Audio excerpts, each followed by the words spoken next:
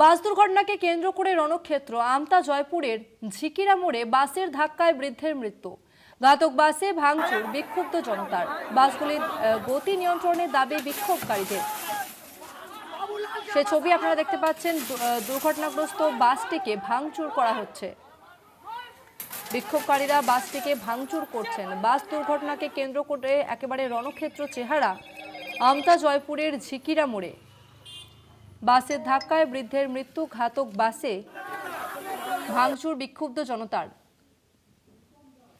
আমরা কথা বলবো, আমাদের সঙ্গে ফোন লাইনে রয়েছে প্রতিনিধি রূপম দাস। রূপম, বিক্ষোভকারীদের ঠিক কি দাবি?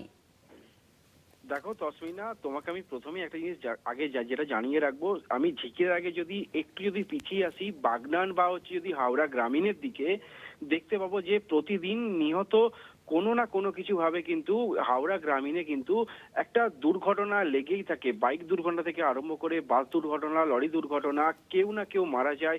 সেটা নিয়ে কিন্তু আন্দোলন, অবরোধ এবং জাতীয় যে সড়ক, সেই জাতীয় সড়ক কিন্তু অবরোধ করা হয় এবং তারপরে কিন্তু পুলিশ বাহিনী এসে সেই অবরোধ কিন্তু তোলে।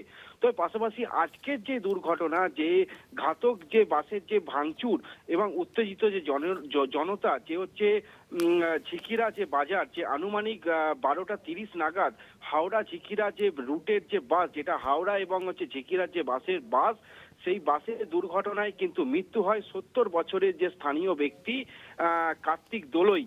সেই ঘটনাকে ঘিরে কিন্তু স্থানীয় যারা আছে তারা কিন্তু ভাঙচুর চালু করেন।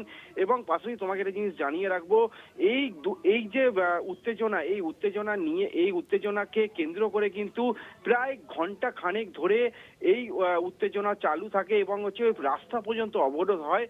পাশাপাশি তোমাকে একটা জিনিস জানিয়ে রাখবো, এবং যে রাস্তা ঝিকিরা এবং হাওড়ার যে রাস্তা, সেই হাওড়া এবং ঝিকিরা রাস্তায় যাতে করে বাসের যে চালক এবং যারা গাড়ির চালক তারা যাতে দ্রুত গতি নিয়ন্ত্রণ করে যাতে গাড়ি চালায়, তার জন্য কিন্তু সোচ্চার হয়ে জনতা আজকের এই অবরোধ এবং বাস ভাঙচুর করেন। এবং পাশাপাশি একটা জিনিস জানিয়ে রাখবো যে জয়পুর থানার যে পুলিশ, সেই জয়পুর থানার পুলিশ সেখানে এসে কিন্তু এই যে অবরোধ এবং হচ্ছে ভাঙচুর করা যে বিক্ষোভকারী সেটাকে বাধা দেয় এবং সেখান থেকে তাদেরকে হচ্ছে নিয়ন্ত্রণে আনেন।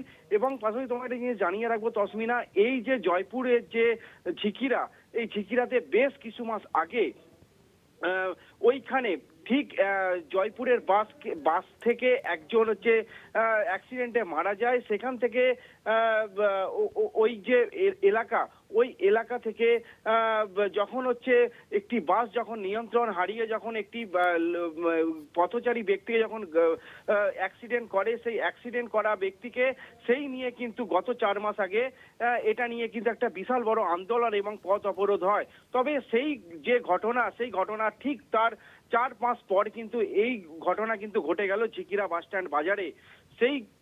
সেটাকে কেন্দ্র করে কিন্তু এলাকাবাসীর যে লোক এবং এলাকাবাসী এবং হচ্ছে যারা স্থানীয় যারা ছিলেন তারা এটা নিয়ে অবরোধ করেন এবং তাদের যে মেন আন্দোলন এবং যে মেন যে অর্থাৎ পুলিশ এসে পরিস্থিতি নিয়ন্ত্রণে নিয়ে আসে। ধন্যবাদ তোমাকে রূপম।